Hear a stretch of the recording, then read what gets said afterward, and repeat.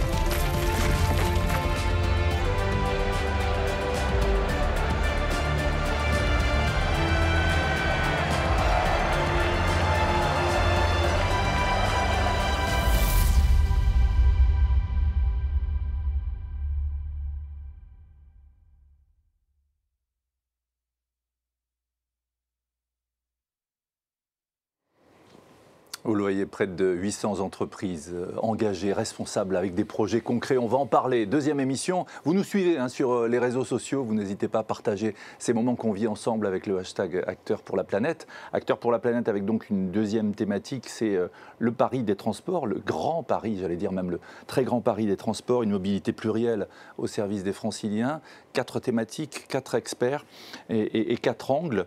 Les nouvelles mobilités, le fret fluvial, les infrastructures de transport et puis surtout, c'est important évidemment, les retombées de ces projets d'infrastructures.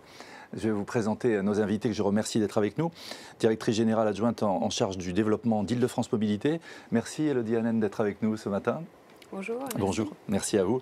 Michel Savy, président du Conseil scientifique de transport, développement, intermodalité, environnement, TDIE, professeur émérite à l'école des ponts et à l'école d'urbanisme de Paris. Merci d'être avec nous. Avec Elodie, évidemment, on parlera de toutes ces infrastructures de transport dont vous êtes évidemment donneur d'ordre. Et avec vous, on va décrypter tous ces enjeux au niveau géographie, économie des transports, beaucoup de choses à dire évidemment. Vous êtes président d'Ubrac Travaux travaux publics, représentant de la profession des travaux publics. Merci beaucoup, Francis Dubrac, d'être avec nous pour cette émission. Bonjour. Et puis bonjour à vous, Jessica et Belaïden. C'est un plaisir de vous accueillir. Vous allez nous aider, vous aussi, à décrypter. Journaliste, presse générale, et puis maintenant au niveau économique, et en particulier pour Bâti Actu.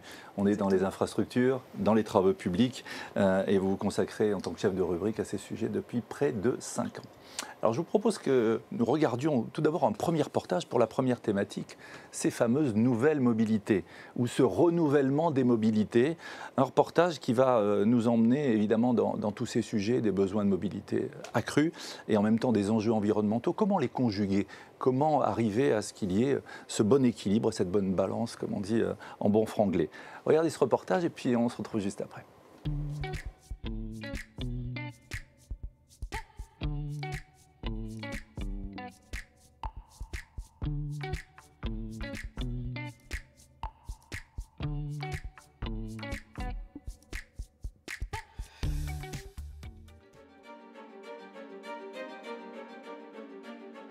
Les grandes métropoles sont aujourd'hui contraintes de réinventer leur espace proche et leur mobilité autant interne que périphérique. Elles doivent répondre aux besoins de circulation de plus en plus importants, mais également à l'impératif environnemental. Agir pour la réduction des nuisances sonores, œuvrer à la décarbonation et proposer des moyens de transport alternatifs modernes. Les villes-mondes, comme Paris, doivent à nouveau respirer sans cesser d'évoluer et de grandir. Avec un mot d'ordre, assurer la mobilité de tous les franciliens dans l'ensemble de la région capitale, garantir la cohésion du territoire et connecter les bassins d'emploi en bordure de Seine avec ceux déjà existants de Paris et de la Défense. De nouvelles offres de mobilité et le renforcement de certaines déjà existantes qui redessinent le paysage. Avec l'adhésion croissante au vélo des franciliens, les pistes cyclables n'ont cessé de s'inscrire durablement dans les territoires. 50 km de voies cyclables supplémentaires ont vu le jour sur le pavé parisien et une centaine de kilomètres supplémentaires dans les départements de la Petite Couronne. Les transports en commun déploient également leurs ailes. C'est le cas de la ligne 14 du métro, prolongée jusqu'à Saint-Ouen. D'ici 2024, la ligne 14 sera prolongée jusqu'à l'aéroport d'Orly. Elle peut accueillir 40 000 voyageurs supplémentaires aux heures de pointe grâce à 4 nouvelles stations. Le tram lui aussi poursuit son développement avec la mise en service en avril 2021 de la ligne 9 reliant Paris à Orlyville. Les infrastructures routières ne sont pas en reste de ce New Deal de la mobilité. Le bon vieux morceau de bitume recouvert de gros véhicules et de gaz d'échappement pourrait n'être qu'une parenthèse de l'histoire. Les nouvelles mobilités pourraient faire éclore un nouveau type d'infrastructure plus partagée, plus écologique. En attendant, pourquoi pas, l'arrivée de modes de déplacement s'affranchissant totalement des lois de l'attraction, mais là, c'est une autre histoire.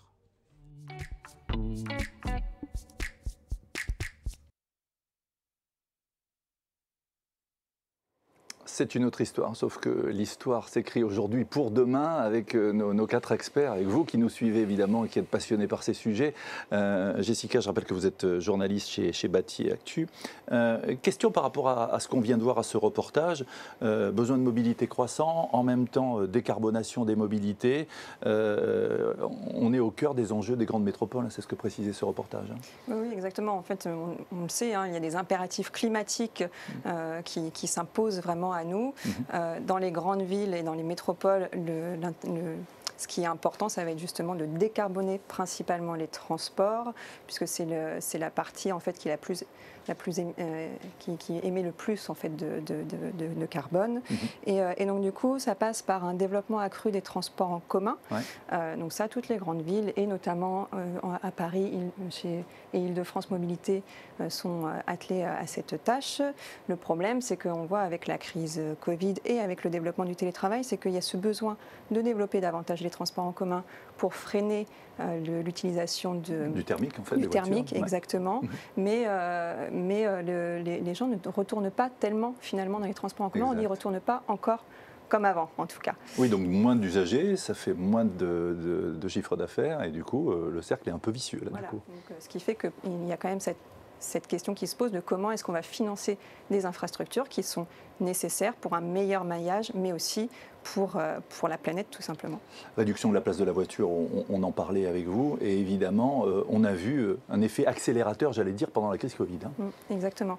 On voit que la voiture individuelle finalement n'est pas restée au garage. Le développement du vélo, ça a vraiment explosé. Alors parler de nouvelles mobilités, est-ce que c'est juste, puisqu'en fait ce sont des mobilités qui existaient déjà, qui se sont juste développées en accéléré, et donc il faut aussi pouvoir réussir à jongler avec tout ça et réussir en fait à faire en sorte que tout le monde circule aussi sereinement et en sécurité.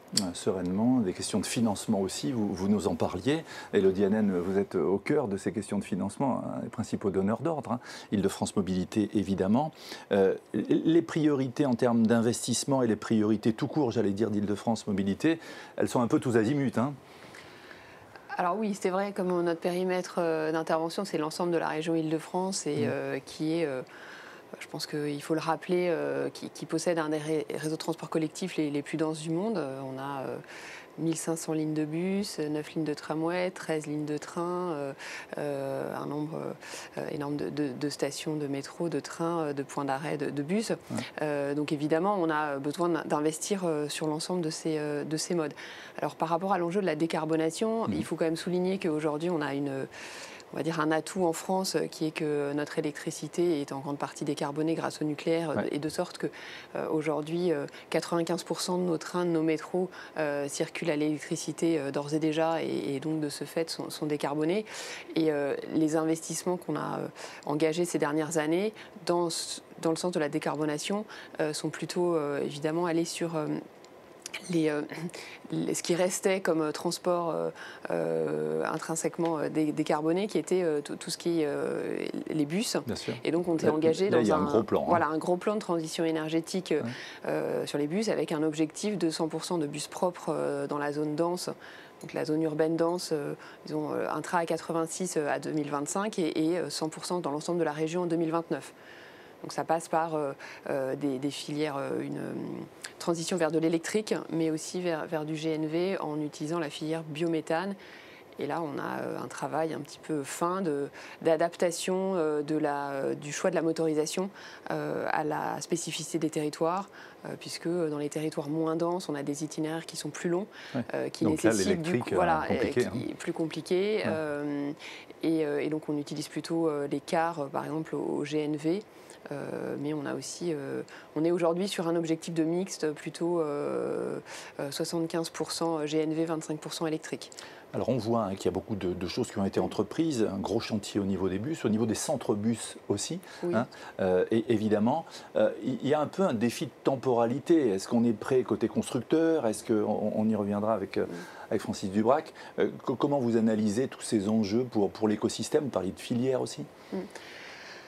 Alors on a un certain nombre sur un certain nombre de liaisons bus, alors des nouvelles liaisons bus, ce qu'on appelle les bus à haut niveau de service, qui sont des liaisons bus de grande capacité sur lesquelles on doit faire, qui nécessitent la mise en œuvre de bus qu'on appelle biarticulés, longueur 24 mètres par exemple. La filière électrique des bus biarticulés, c'est un marché de niche. Donc aujourd'hui, effectivement, on vient d'attribuer très récemment un marché justement d'acquisition d'un matériel roulant biarticulé électrique, mais on avait assez peu de réponses. Après, sur le bus électrique standard, on a plus d'offres françaises, européennes et au-delà. Et on agit aussi dans des logiques effectivement de filières, et notamment le biométhane, qui a cet intérêt de permettre de développer des filières locales, d'exploiter. La région Île-de-France, en fait, c'est une région qui est extrêmement rurale. En fait, à 80%, le territoire de la région est rural. Et donc, on a vraiment des opportunités de développer et d'utiliser finalement cette filière biométhane pour alimenter nos bus. Le vélo, il y a beaucoup de choses qui sont faites là aussi, avec un plan Action Vélo, Véligo, il y a des primes, il y a... Racontez-nous. Alors nous, on le voyait effectivement bien dans le reportage, et puis vous l'évoquiez, l'explosion de la pratique du vélo, qu'on a qu'on a cherché à encourager. Oui, alors déjà avant la crise sanitaire, mais on a vu un effet quelque part de levier très fort au moment de la crise sanitaire. On a 2 offres de services. On n'est pas sur la partie infrastructure, c'est la région Île-de-France qui accompagne le développement des pistes cyclables en attribuant des subventions. Nous, Île-de-France Mobilité, on est plutôt sur la pratique. Donc on a 2 services, 2 offres, on va dire, majeures. Un, Véligo Location, c'est une proposition de service de location de vélos à assistance électrique longue durée pour 6 mois à 9 mois. L'idée, c'est de mettre le pied à l'étrier. Le pied à la pédale. Le pied à la pédale, voilà, pour les utilisateurs, pour les faire, voilà, pour leur permettre de tester ce que c'est que le vélo à assistance électrique, y compris alors sur leur trajet quotidien, mais y compris en rabattement éventuellement vers les transports plus collectifs, plus massifs, ce qu'on appelle le mass transit. Donc là, il y a des constructions de parking relais, voilà, il y a toute une chaîne de valeur. Exactement. En fait, on développe aussi les consignes de Véligo, enfin ce qu'on appelle les Véligo, qui sont des consignes effectivement de vélo Île-de-France Mobilité. Et puis en parallèle, on a aussi lancé une prime d'aide à l'acquisition des vélos, parce qu'on a bien conscience qu'au bout de 6 à 9 mois, les usagers de notre service Véligo Location sont obligés de rendre les vélos, et qu'ensuite, quand ils ont vraiment aimé faire du vélo à assistance électrique et que ça leur a ouvert un champ des possibles sur les mobilités, il faut passer à l'acte d'achat, et le coût peut, dans certaines situations, être un frein. Donc on reviendra à tous ces sujets-là, mais évidemment, on voit que vous êtes vraiment engagé et que vous développez toute cette offre, justement, et que la direction est donnée et des projets concrets et des chantiers concrets sont entrepris. Michel Savy, merci d'être avec nous. On va prendre un peu de hauteur aussi, analyser tous ces sujets-là. Vous analysez avec votre institut, TDIE, au niveau de 12 pays, d'autres pays qui ne font pas partie de l'Union européenne. Il y a de l'expertise technique, sociale, je disais, géographique aussi, et politique. Quand on dit nouvelle mobilité, j'allais dire, il n'y a pas que le vélo, il y a beaucoup de choses, on l'a vu. J'étais avec Luc Châtel l'autre fois sur ces sujets de la plateforme automobile. C'est une transformation radicale. Radicale. Effectivement, le mouvement qu'on décrit ici n'est pas exclusivement français, loin s'en faut. L'intérêt de l'Observatoire des transports en Europe que j'anime, c'est que justement, on observe à la fois les convergences, mais aussi les spécificités nationales. En matière de vélo, en France, ça explose, et tant mieux. Enfin, on est des nains à côté des Néerlandais ou des Danois depuis des décennies. Au Danemark, il y avait même des formations pour expliquer aux immigrés que quand on est chic, quand on réussit dans la vie, on fait du vélo. On n'a pas de voiture comme dans leur pays d'origine, comme une marque de statut social. Ostentatoire. Et on a tous vu à côté des gares, y compris en Belgique, sans aller aussi loin que le Danemark, des parkings à vélo spectaculaires. Voilà, donc les mouvements que nous décrivons ici sont plus larges que la France. La France est bien placée, mais on a aussi à apprendre de la comparaison et des méthodes. Élodie Hanen faisait référence au parc nucléaire, qui fait une vraie différence. Parce qu'on parle beaucoup de l'électricité, mais quelle électricité, ça, c'est une question cruciale. Et d'ailleurs, on voit bien qu'en ce moment, dans le débat politique, la question devient une des questions des élections présidentielles qui se préparent. Du coup, puisqu'on calcule les parts que prennent les différentes activités aux émissions de gaz à effet de serre dans chaque pays, dès lors que nous émettons moins, l'économie française émet moins de gaz à effet de serre du fait de la production d'électricité, la proportion qui relève des transports s'en trouve augmentée. En mathématiques, quand vous diminuez le dénominateur, vous augmentez le quotient. Et donc on est à 30%. Donc ça veut dire que nous, responsables des transports, vous mettez tous les guillemets que vous voulez, sommes encore plus responsables en France que dans d'autres pays, dans la mesure où les transports sont de loin le premier poste d'émissions de gaz à effet de serre. Et on voit, et du coup, l'idée, c'est qu'il n'y a pas un remède miracle. L'électrification est certainement une voie importante. C'est d'ailleurs intéressant de voir qu'il y a quelques années, on avait déjà fait un travail de réflexion européen, y compris pour faire des propositions à la nouvelle commissaire des transports qui venait d'être nommée à l'époque. L'électrification, c'était encore pas tout, ça n'était plus une utopie. Mais c'était encore un rêve. C'était un rêve d'ingénieur. C'est ça. Il y avait de très beaux prototypes, on savait que c'était possible techniquement, mais économiquement, industriellement, on en était très loin. Ce que vous êtes en train de nous dire, c'est que là, on passe à l'échelle. Ah bah oui, ça décolle. On est typiquement dans une courbe en S d'expansion. Alors, les voitures, on peut dire à la fois que les voitures électriques en France restent quelques pourcentages des ventes neuves, mais dans d'autres pays, justement, on voit bien que la courbe, elle est claire et ils sont très en avance, sans parler de la Norvège. Mais c'est parti. C'est parti. Alors, je vous coupe, Élodie Hanen faisait référence aux histoires de coûts, de budget pour les vélos, mais c'est le cas aussi pour la voiture électrique, évidemment, pour toute. Bien sûr. Donc à partir de là, comment on fait? On manie, dire, la carotte et le bâton Oui, les deux. D'abord, vous parliez des autobus. Je crois me rappeler qu'il y a quelques années, vous vouliez des bus électriques, la ville de Paris également, et les industriels envoyaient des ingénieurs dire « On est désolé, c'est pas possible, vous n'êtes pas raisonnable, ça va coûter 3 fois plus cher, soyez... » Ça ne marchera jamais. C'est idéologique, enfin bon. Oui, c'est ça. Eh bien, quand on ne veut pas en acheter 100 mais 10 000, tout à coup, c'est bizarre, mais les industriels trouvent que c'est pas forcément une utopie et que ça mérite qu'on s'y intéresse, quoi. Et du coup, il y a plusieurs offres et de la concurrence et les prix baissent. Donc, il faut qu'on conduise cette transition qui est radicale dans un périmètre technologique et économique en constante évolution. C'est pas facile. Par exemple, les batteries électriques, chaque année, elles sont plus performantes, moins lourdes et moins chères que l'année précédente. Alors, ce n'est pas encore la loi de Moore dans l'électronique, mais il y a une évolution permanente et on ne sait pas très bien jusqu'où ira la baisse et l'amélioration. Ce qui veut dire que les aides importantes d'aide à l'achat, etc., ne doivent pas non plus être éternelles. Il faut savoir intelligemment accompagner la transition, puis ne plus dépenser l'argent public quand il n'est plus nécessaire. On va y revenir. Mais donc il faut conduire cette transition en ayant toutes les manettes à la fois et en dosant subtilement restrictions, incitations, primes ou alors... infrastructures et services et ne pas déconnecter les deux. Infrastructures et services, justement, vous êtes là pour représenter la profession. Merci Francis Dubrac d'être là. 100 ans de cette belle entreprise. 100 ans. 100 ans. En avril prochain. En avril prochain. Donc ça, c'est un bel anniversaire. 400 collaborateurs. Alors vous êtes au cœur de ces sujets. Déjà par rapport à ce que vous faites, la voirie, l'assainissement, enfin tout ce pan important de l'activité des travaux publics. Et puis au centre du jeu, parce que vous êtes en Seine-Saint-Denis, où tous les chantiers relatifs aux Jeux Olympiques en particulier, Grand Paris, ont lieu ou passent par, parc de camions et de camionnettes important. Donc quand on parle d'électrique, d'autres types de motorisation, le gazole aujourd'hui j'ai comme l'impression que c'est un peu la seule solution pour l'instant. Déjà, votre regard par rapport à ces sujets-là, on parlait de vélo, on parle de partage de la voirie. J'écoutais avec attention et en même temps je me disais que ce sont des discours très politiques. Parce qu'aujourd'hui, tout vélo, on met du vélo partout, mais on ne compte pas les morts. Parce qu'on met du vélo là où l'urbanisme n'est pas adapté. Combien de fois je me suis retrouvé dans une rue en sens interdit avec un vélo qui était autorisé à remonter le sens interdit. En Seine-Saint-Denis, aujourd'hui, comme partout ailleurs, on a réservé des couloirs Covid il y a 2 ans pour les vélos.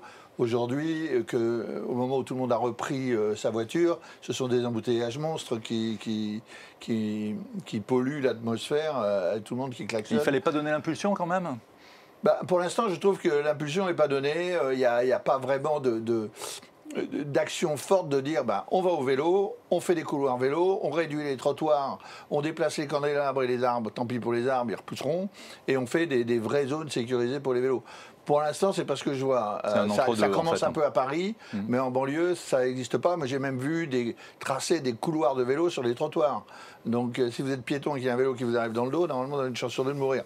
Donc, il faut faire attention et je crois qu'il faut un petit peu travailler sur les questions d'aménagement liées avec les questions d'environnement qui vont avec.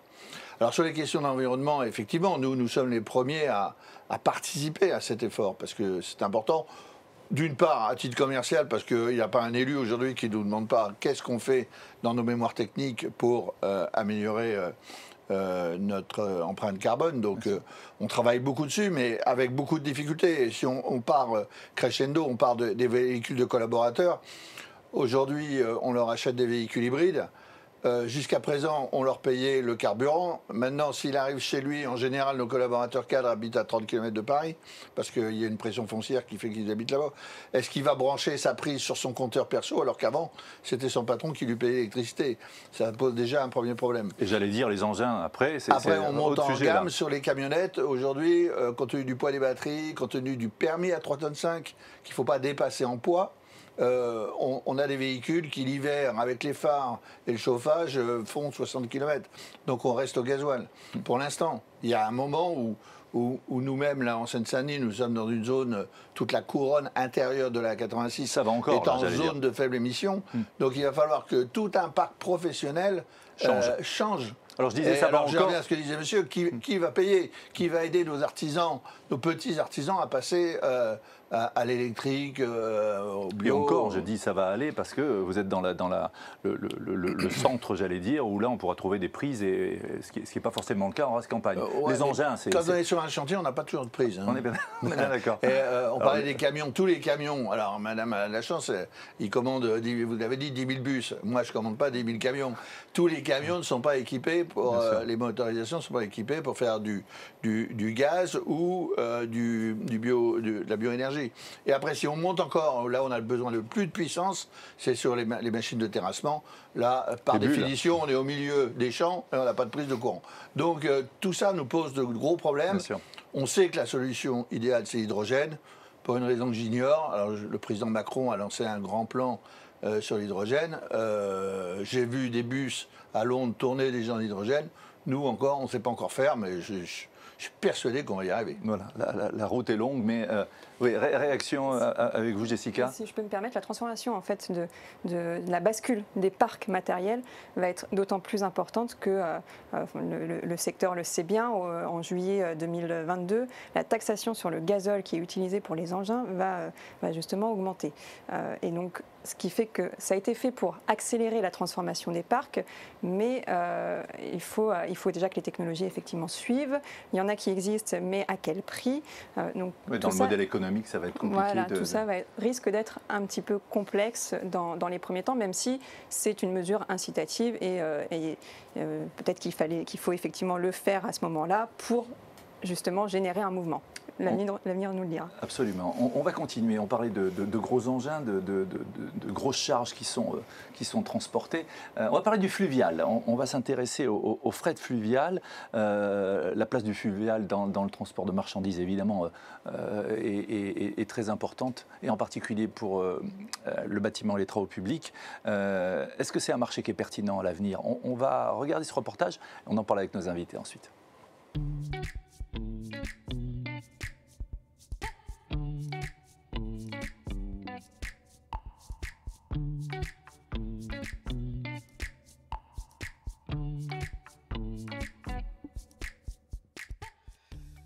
Aujourd'hui, à peu près une centaine de millions d'euros qui sont investis chaque année pour remettre en état et garantir le bon fonctionnement de nos ouvrages, qui sont des ouvrages de navigation, qui sont constitués de barrages, mais qui sont aussi constitués, bien sûr, d'écluses. On observe une appétence assez forte pour le développement du transport fluvial, qui a été un peu tarie, évidemment, par la crise sanitaire, mais nous avons aujourd'hui des perspectives de 30 à 40% dans les 10-15 prochaines années. Le trafic qui emprunte nos infrastructures sollicite évidemment énormément nos ouvrages. L'enjeu du transport fluvial, c'est de fiabiliser ces infrastructures pour que le risque systémique qui menace un peu le transport fluvial, c'est-à-dire que lorsqu'un ouvrage est en panne dans le transport fluvial, vous n'avez pas de déviation, vous ne pouvez pas changer et passer par un autre endroit, à la différence du transport routier ou même du transport ferroviaire, eh bien c'est que ce risque systémique soit nul. Et donc l'enjeu pour nous, et il est particulièrement important si on veut que le transport fluvial se développe, eh bien c'est évidemment que ce risque systémique soit complètement maîtrisé par une excellente qualité de nos ouvrages. C'est ce à quoi nous nous efforçons de travailler avec les personnels ici présents et avec, je pense, aujourd'hui de bonnes perspectives. Le transport fluvial est un mode massifié et donc qui s'adresse prioritairement, et on le sait bien, à transporter des choses lourdes et pondéreux. Et donc typiquement, ce sont les matériaux de construction qui sont les premiers utilisateurs du transport fluvial. Nous avions En 2020, à peu près 22 millions de tonnes qui ont circulé sur le bassin de la Seine et 14 millions de tonnes étaient constituées de matériaux de construction. Mais vous avez, et c'est intéressant sur le transport fluvial, l'émergence de nouveaux transports, ce qu'on appelle la logistique urbaine notamment, qui étaient des champs jusqu'à présent très peu utilisés, qui recouraient très peu au fluvial et qui aujourd'hui sont en train d'émerger et où nous allons transporter du colis léger, du semi-frais, tout un tas de matériaux, de produits qui jusqu'à présent échappaient à la voie d'eau. Alors la collaboration avec les acteurs des travaux publics sur le bassin de la Seine est une très belle coopération. Nous avons beaucoup de contacts avec les entreprises des travaux publics qui, pour beaucoup, depuis quelques années, envisagent et voire même recourent au transport fluvial, parce que le transport fluvial finalement, lorsqu'il est bien situé par rapport au chantier, constitue un moyen d'approvisionnement, un moyen d'évacuation de matériaux tout à fait remarquable. Donc les entreprises aujourd'hui de TP, je le pense, même si évidemment les choses sont perfectibles, montrent en tout cas une appétence très importante pour le transport fluvial. L'ambition pour nous, c'est vraiment que le fluvial, sur des Jeux Olympiques qui vont tourner autour de la Seine, que le fluvial soit aussi, lui, au cœur de l'événement.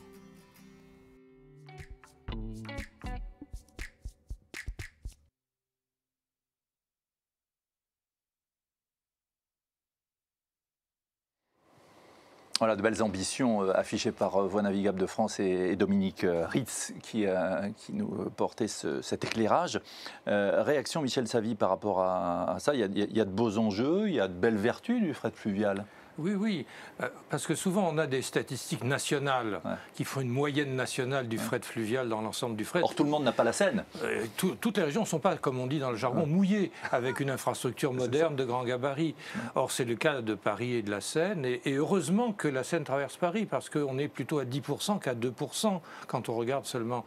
Et je pense qu'il faut d'une part développer des frets nouveaux comme il était dit, par exemple pour la distribution urbaine, mais aussi préserver les sites industriels branchés sur le fleuve, et y compris à l'intérieur des limites de Paris intramuros pour fabriquer du ciment prêt à l'emploi.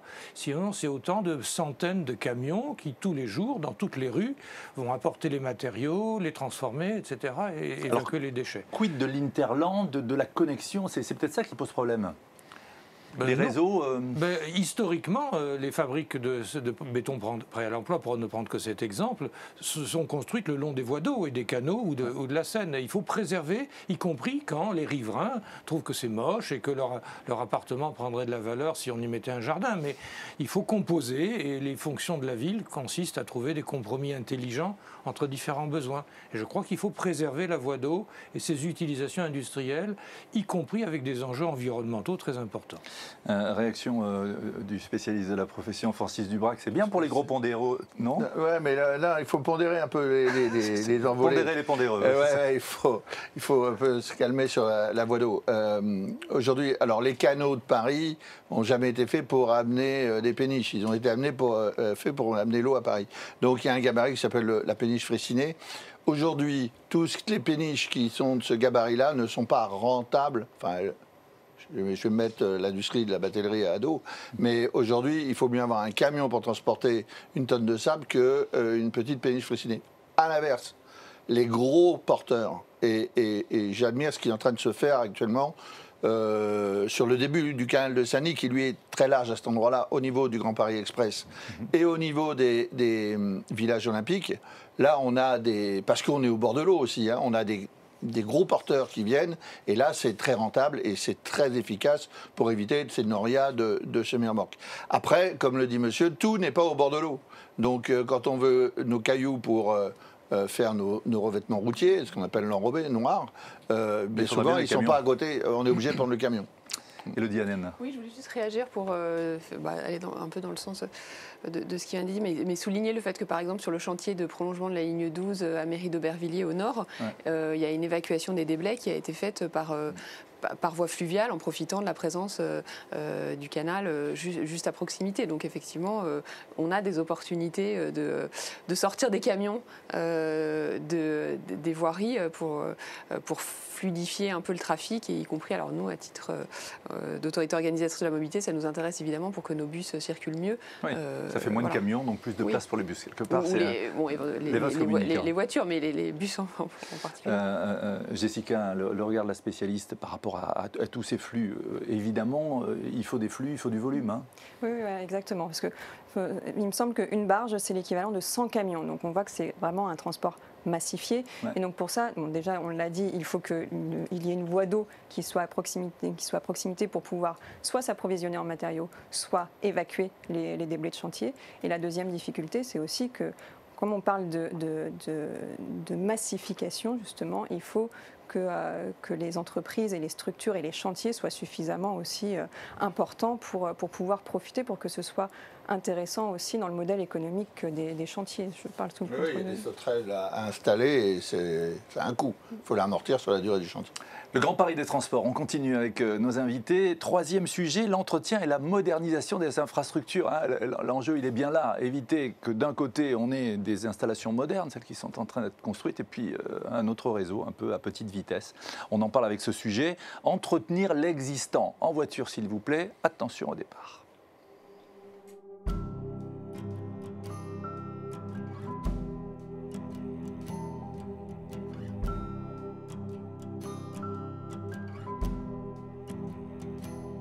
J'ai l'impression en tout cas qu'il y en a de moins en moins. C'est vrai que je prenais régulièrement le train il y a 4-5 ans et je trouvais que les retards étaient beaucoup plus nombreux. Les retards de train sont peut-être plutôt dus à l'état des rails, à mon avis, plus que ce qui se passe dans les gares. Je ne pense pas que ce soit réellement les infrastructures, parce que je pense que les gens, bon déjà les correspondances, ça fonctionne bien. Je vois dans notre train, on nous a dit qu'il y avait telle correspondance à telle heure. Tout est bien indiqué déjà au niveau du train. Et après, je pense que c'est plutôt... moi, des fois, j'ai été arrêtée parce qu'il y avait quelqu'un qui était sur la voie, des animaux, où il y avait eu quelque chose comme ça, quoi.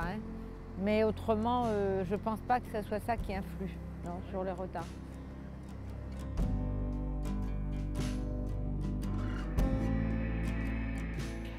L'état des routes en Ile-de-France, je les trouve assez dégradés en général.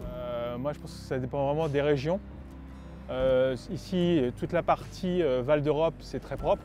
Dès que vous allez dans la campagne, je roule aussi à moto, c'est juste un cauchemar.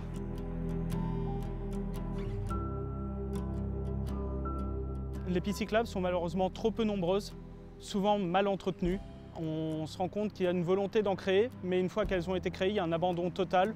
On peut voir des endroits très abîmés par des racines, notamment des arbres qui sont trop proches des pistes, qui déforment les pistes, des trous aberrants, des pistes qui sont coupées par des trottoirs parfois très hauts, imposant d'utiliser un VTT, des petits vélos urbains.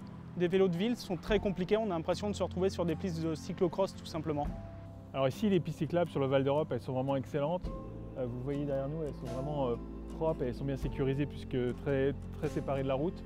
Après, moi je roule pas trop ailleurs, mais je roule parfois sur Paris en vélo. Et là, ils en ont fait de plus en plus avec, suite aux différents confinements. C'est pas terrible, c'est pas très sécurisé par rapport aux voitures. Alors ok, il y a des pistes cyclables, sauf que bon, il y a beaucoup d'automobilistes qui ne le respectent pas. Il n'y a pas de protection entre la route et la piste. Donc ce qui fait que si une voiture fait un écart, de toute façon, elle va empiéter sur la piste cyclable. Donc moi, je vois avec le boulot que je fais, les pistes cyclables, on empiète dessus, il y a plein de bagnoles de garées dessus. Enfin, c'est loin d'être sécure.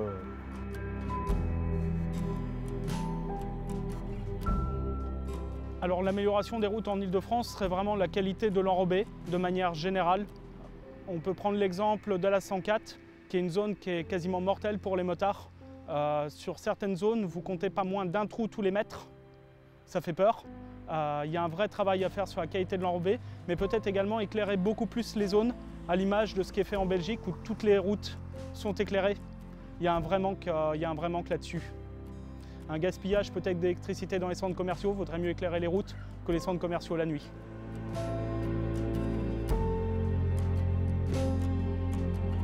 Honnêtement, ce pont-là, il ne me gêne pas du tout. Je vois moi, comme ça, je vois qu'il est assez solide. Oui, il n'est pas propre, mais quand même, je suis plutôt confiant. Pas forcément, on l'a vu dans l'actualité avec les accidents qu'il y a pu y avoir. Ça a fait grand bruit à l'époque et on peut se poser la question en effet de savoir si c'est assez entretenu. Pour autant, on voit quand même qu'il y a des travaux qui sont faits de plus en plus là-dessus.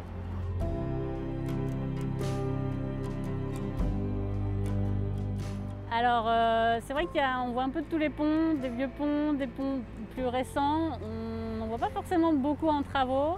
Et spontanément, j'ai l'impression que le pont n'est pas forcément réfléchi pour une utilisation optimale. Donc des fois, on voit des ponts assez réduits à juste 2 voies, alors que peut-être des fois, il faudrait faire des 2 fois 2 voies, etc. J'ai l'impression qu'il y a des travaux qui sont faits là-dessus, qu'il y a de l'investissement, ou en tout cas que le sujet est pris en compte par les autorités, par ceux qui gèrent ces infrastructures. Après, on ne voit pas non plus de gros travaux pour rénover certains ponts ou tunnels.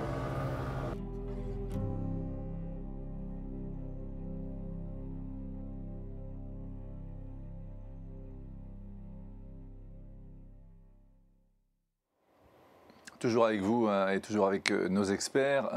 Francis Dubrac, le patron de Dubrac Travaux Publics, il y a encore du boulot, on voit le bout du tunnel. Alors, il y en a certains qui disaient abandon total, d'autres qui disaient ça s'améliore. Non, je pense que c'est le tunnel, on rentre dedans. Ouais. Ce que je constate, moi, depuis les quelques dizaines d'années où je travaille, c'est que les crédits se sont considérablement réduits. Alors pourquoi D'une part, parce qu'on a travaillé beaucoup plus sur l'espace public, sur la qualité de l'espace public, qui a monté en qualification, et peut-être un peu moins sur les revêtements routiers. Et l'impression des gens, c'est d'un entretien général, c'est le nid de poule. C'est pas tellement le banc ou le potelet, mais c'est le nid de poule qui va donner une impression générale. Ensuite, les collectivités sont beaucoup venues sur le social et sur des questions d'accompagnement social qui leur a fait déplacer des crédits. Exact. Et en Seine-Saint-Denis, avec le RSA, nos crédits d'investissement ont été énormément réduits et impactés. Après, l'État, je vais pas être méchant, mais on va accueillir les Jeux Olympiques. L'axe Roissy-Saint-Denis, ça va être l'axe majeur. Regardez l'état de l'autoroute du Nord aujourd'hui, c'est à pleurer. Tous les ponts sont tagués, il n'y a plus d'entretien des espaces verts. Les revêtements routiers sont faits, mais ça va. Mais sinon, première image de Paris quand on arrive à Roissy. Hein. Donc je pense qu'on n'est pas encore au top, et on va y venir peut-être, mais soyons optimistes. Oui, on reste optimiste. Le regard de Michel Savy par rapport à ces sujets, entretien, on a eu d'un côté, j'ai l'impression, une révolution, parce que tout a bougé, et puis de l'autre côté, je parlais de 2 vitesses tout à l'heure. La tentation est grande de construire des choses nouvelles qui répondent à des besoins, qui sont politiquement valorisants, et puis de différer les travaux d'entretien, parce que d'une année sur l'autre, ça ne fait pas beaucoup de différence. Et de faire de ce budget-là un peu la variable d'ajustement d'un budget général, avec d'autres besoins sociaux, par exemple, comme il était dit. La question, c'est que c'est parfois un très mauvais calcul. C'est-à-dire que si on a repoussé trop l'entretien léger, du coup, un entretien profond devient indispensable et beaucoup plus coûteux que les économies apparentes qu'on a faites en différant les choses. Donc il faut trouver le bon équilibre. L'association dont je m'occupe avait posé la question aussi au niveau national, où pendant un temps, et je crois qu'on a eu raison, on a eu une stratégie de développement du TGV, mais qui du coup a asséché l'entretien. Et on a eu une prise de conscience peut-être trop tardive et une correction de trajectoire. Et aujourd'hui, entre ne rien faire ou faire une ligne nouvelle, on considère que moderniser la ligne existante, c'est peut-être une solution intermédiaire, beaucoup moins coûteuse, mais beaucoup plus efficace à l'euro dépensé. Donc je crois qu'il faut qu'on y ait un effort de rationalisation, de planification, du bon équilibre entre les travaux neufs et l'entretien. Et éviter de procrastiner, comme vous le disiez. Voilà, exactement. Hein? Et redresser la négligence grave, car on est peut-être en train de vivre sur le réseau routier l'erreur qu'on a faite avec le réseau ferroviaire. Alors, les politiques publiques dans tout ça, Michel Savy, il y a eu des batailles. Hein. Alors, il y a eu quand même le chapitre infra qui a été ajouté. Ça, c'est une bonne chose. Hein. Vous voulez la loi d'orientation des mobilités? Oui, c'était une bataille politique. Dans la première version, dans une des premières, parce qu'il y a eu 50 versions préparatoires à cette loi, le chapitre infrastructure avait été supprimé. Et puis, dans les navettes entre le Sénat et l'Assemblée nationale, il est heureusement revenu revenu, c'est le chapitre 1, et on a normalement une loi de programmation pluriannuelle qui vise précisément d'une part à rationaliser, à faire des choix, à avoir des priorités. Ça veut dire aussi faire la peine à ceux à qui on dit votre projet il serait en 2e ou en 3e rang de priorité, et à éviter les ajustements annuels du budget comme parfois c'était trop souvent le cas. On le voit, on peut rester optimiste. Élodie Hanen, du côté d'Île-de-France Mobilité, analyse, décryptage de ce reportage, de ce micro-trottoir, côté train, côté route. Beaucoup de choses à dire. Je pense que sur le ferroviaire, effectivement, la prise de conscience, elle a déjà eu lieu de la nécessité d'investir massivement sur la régénération des infrastructures. Donc c'est ce qui se passe aujourd'hui à la fois par SNCF Réseau, la RATP sur les infrastructures métro, avec des investissements massifs qui sont portés par l'État et la région dans le contrat de plan État-région. Le 2015-2020 qui a été avenanté pour aller jusqu'en 2022, c'est presque 10 milliards d'investissements. Alors, sur de la régénération, enfin sur de la modernisation, mais aussi sur des projets nouveaux. À cet égard, d'ailleurs, je voudrais souligner que quand même, le Grand Paris Express a été lancé en 2010, et puis après, en 2013, il y a quand même eu un petit moment où il y a eu un audit du projet, mais il y a eu aussi un peu un cri d'alarme poussé par les gestionnaires du réseau existant qui disaient, mais en fait, c'est bien beau de construire un tout nouveau réseau, 200 km, doubler le réseau, mais le réseau existant, il est en très mauvais état. Donc il y a eu ce plan de mobilisation des transports. Les travaux sur le ballast, et la Société du Grand Paris a contribué dans le dernier contrat de plan État-région à hauteur de plus de 1,6 milliard ou 7 à cette modernisation des transports existants.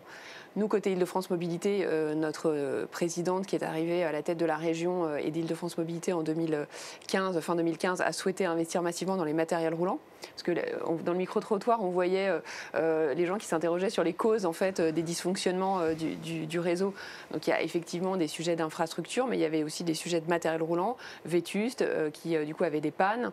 Et donc là, on a eu un programme assez massif. Et aujourd'hui, d'ici 2030, c'est presque 20 milliards d'investissements, dont 1 à 2 milliards pour l'adaptation des infrastructures nécessaires à l'arrivée de ces nouveaux matériels roulants. Parce qu'on s'est rendu compte qu'en fait, on pouvait commander des nouveaux trains, mais qu'il fallait les faire circuler sur des infrastructures un peu modernisées et que cette partie-là n'était pas forcément prise en charge. Donc c'est important. Et le dernier point que je voulais quand même dire, c'est que ce qui est compliqué, je pense, après pour les usagers, c'est qu'en fait, cette densification des travaux, notamment sur le ferroviaire qu'on voit en Ile-de-France, il y a énormément de travaux l'été. Je parlais du RERA. Voilà, sur le RERA, les campagnes de renouvellement voie ballast, les fameux RVB qui touchent le RERA tous les étés. Énormément de travaux, des fermetures de lignes les week-ends. C'est difficile à vivre pour les usagers. Et donc, c'est un peu cette complexité ou ce paradoxe de je voudrais des transports plus performants, plus efficaces, plus robustes. Qui vont avec pour le remettre à niveau. Quoi. Et voilà, donc ça va durer encore quelques années malheureusement. Il va falloir un peu tous se serrer les coudes. Pour les routes, même si ce n'est pas votre responsabilité au sens... Alors nous, on revendique cette responsabilité. Ouais. Hein. On souhaite que dans la loi 3DS, il y a déjà une disposition qui permet aux régions de récupérer une partie des routes du réseau national non concédé. Et nous, on souhaite qu'en Ile-de-France, ce soit au bénéfice de Île-de-France Mobilité, dans une logique évidemment de vision globale des mobilités, transport collectif, route, certainement de trouver des synergies.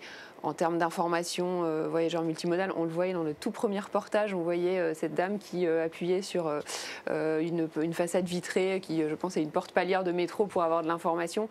Il y a plein de choses à faire aussi pour avoir une utilisation optimale des réseaux de transport, qui soient routiers ou collectifs, un peu en prévisionnel, mais aussi en instantané, quand il y a des points de congestion à un endroit, indiquer finalement qu'il y a peut-être une infrastructure de transport collectif qui est disponible. Voilà, à laquelle on n'aurait peut-être pas pensé. Oui, tout à fait.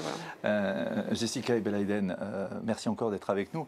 Votre regard par rapport à ces sujets, on parlait tout à l'heure avec Michel Savy de procrastination. Hein, ça a été souvent la problématique, l'enjeu en fait. Oui, exactement. On le disait sur le ferroviaire, il y a eu une prise de conscience il y a quelques années, et donc un rattrapage des investissements pour l'entretien et la modernisation. Mais je me souviens, Luc Lallemand, le patron de SNCF Réseau, disait au moment où il a pris ses fonctions en 2020, il disait devant les sénateurs que malgré tout, même s'il y avait un vrai effort, les crédits étaient quand même encore insuffisants. La problématique, ça va être aussi de la capacité à rattraper tout le retard qui a été pris, et c'est vrai sur le ferroviaire. c'est aussi vrai sur la route. On a l'impression que du côté des collectivités, ce concept de dette grise que Michel Savy expliquait sur le fait que voilà, au lieu de mettre des pansements, il faudrait peut-être mieux justement investir davantage pour pas creuser justement l'écart entre ce que ça coûterait maintenant et ce que ça pourrait coûter plus tard si on ne le fait pas. Donc ça commence tout doucement à venir, mais il y a encore un petit peu de boulot de ce côté-là. Oui, d'autant que le retour sur investissement politique, j'allais dire, est décalé, donc on se dit, bon ben on va... Oui.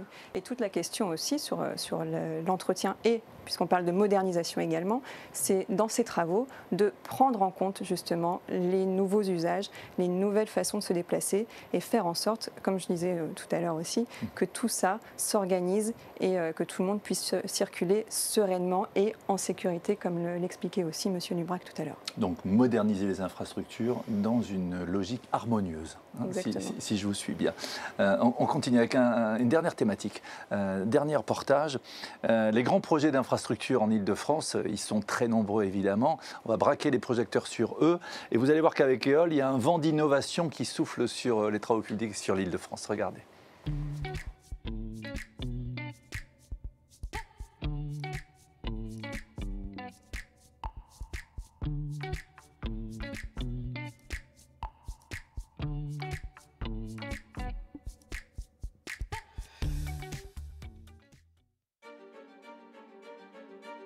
Il y a le Messie de la Porte d'Auteuil, mais il y a également celui qui devrait changer les déplacements quotidiens de 650 000 voyageurs.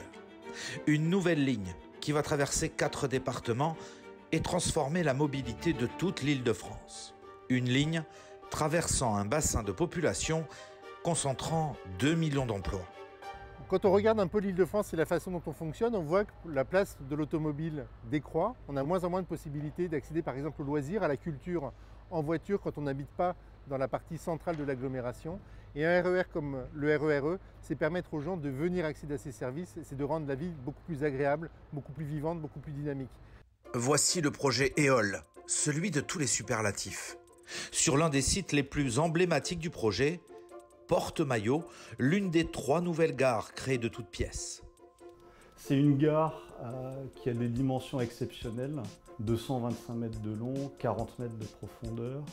Ce sont des conditions de creusement du tunnelier qui sortent de l'ordinaire, avec parfois le tunnel qui descend jusqu'à 43 mètres de profondeur, avec notamment des contraintes de pression assez particulières.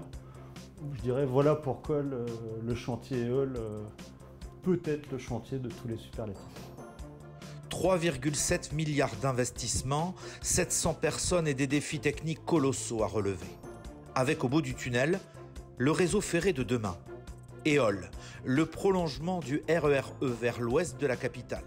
55 km de nouvelles lignes, dont 8 d'infrastructures souterraines. Sans oublier les 47 km de voies existantes réaménagées. Pour les Franciliens, on aura plus de 700 000 voyageurs par jour qui emprunteront la ligne. Donc c'est effectivement une transformation pour eux.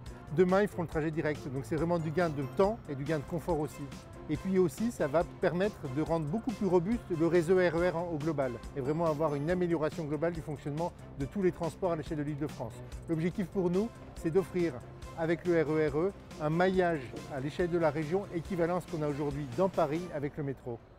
Pour l'ensemble des acteurs de ce projet titanesque, donner vie à un nouveau maillage de transport en plein cœur d'une ville de plus de 2 millions d'habitants est un challenge inédit. Sans compter qu'il a fallu s'intégrer au beau milieu du 2e réseau ferroviaire, le plus dense en métropole après Tokyo.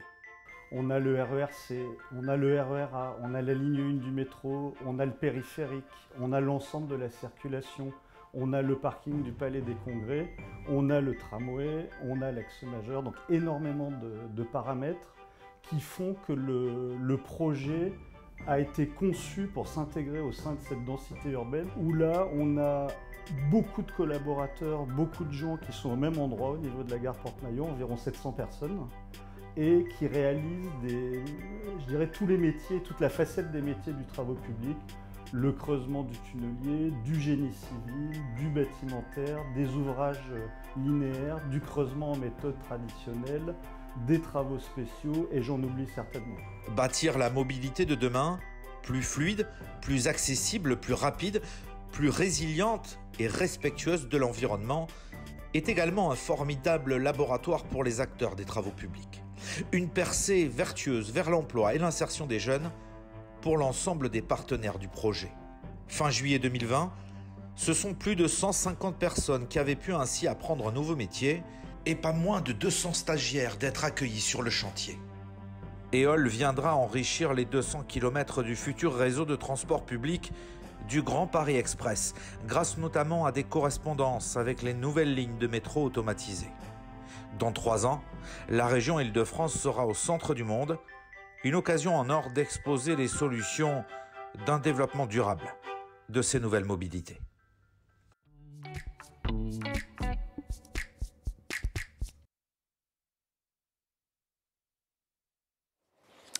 On se retrouve pour notre émission sur les grands projets d'infrastructure en Île-de-France.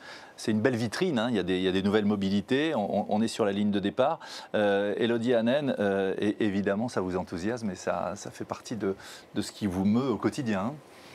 Oui, c'est vrai qu'on est dans une période de transformation qui est quand même exceptionnelle avec ce Grand Paris Express. On est toujours un peu obligé de parler de sous, c'est 35 à 36 milliards, mais c'est quand même, ça dénote quand on parle d'argent un peu, effectivement, là.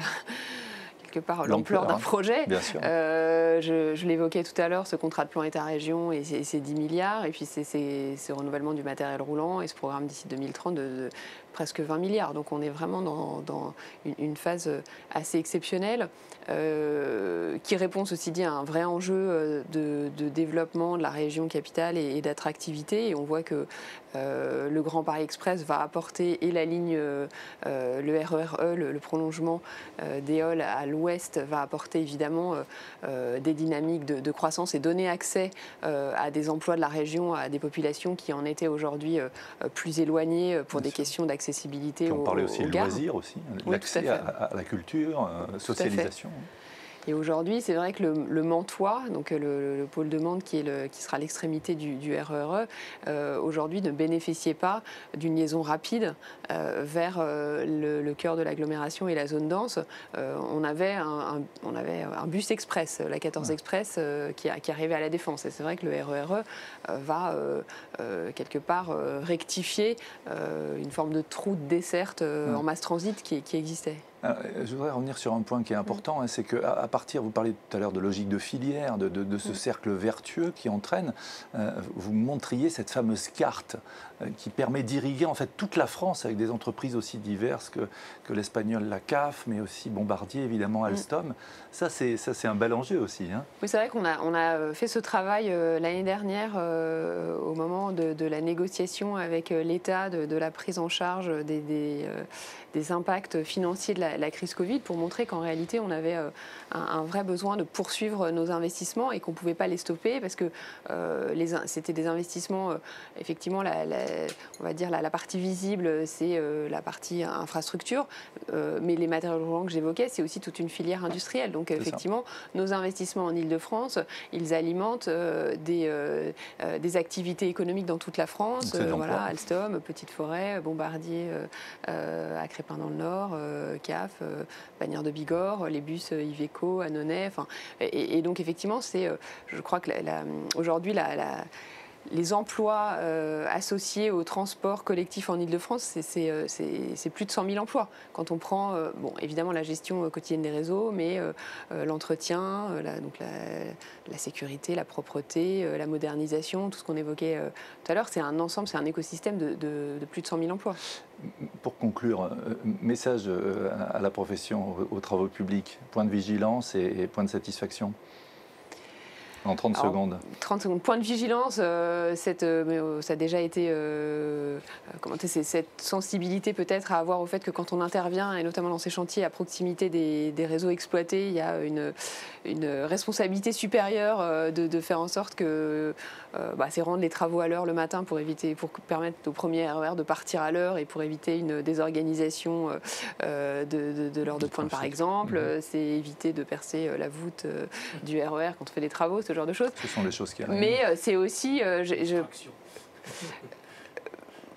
voilà. Point de satisfaction, j'imagine, il faut cette innovation. Après, c'est exactement, c'est de se dire, c'est ce que je disais, cette époque de transformation majeure, elle est évidemment soutenue et elle ne se ferait pas sans les acteurs des travaux publics qui sont là pour réaliser toute cette transformation. Donc au quotidien, on le sait, ils sont 150%, 200% investis pour réaliser tous ces travaux, pour le faire de manière intelligente, innovante, en apportant de la valeur. Donc ça, c'est vraiment... et un engagement. Voilà, tout à fait.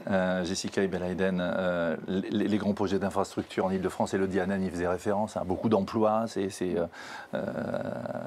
lié aux travaux, mais pas que, après à la mise en service, bien sûr. Oui, ce sont des retombées économiques immédiates, effectivement, en termes d'emploi, par exemple, mais aussi en termes d'attractivité des quartiers autour de ces grands projets, autour des gares et aussi, je pense, autour des équipements des Jeux Olympiques, puisqu'on parlait de la Seine-Saint-Denis tout à l'heure.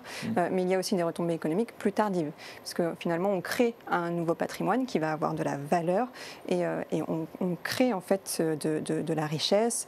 Il y a aussi de nouvelles taxes qui vont pouvoir rentrer dans les caisses des collectivités locales et de l'État également autour de tout ça. Et il y a des retombées aussi, on l'évoquait rapidement, sociales et culturelles, puisque finalement la question du temps de transport n'est plus une question.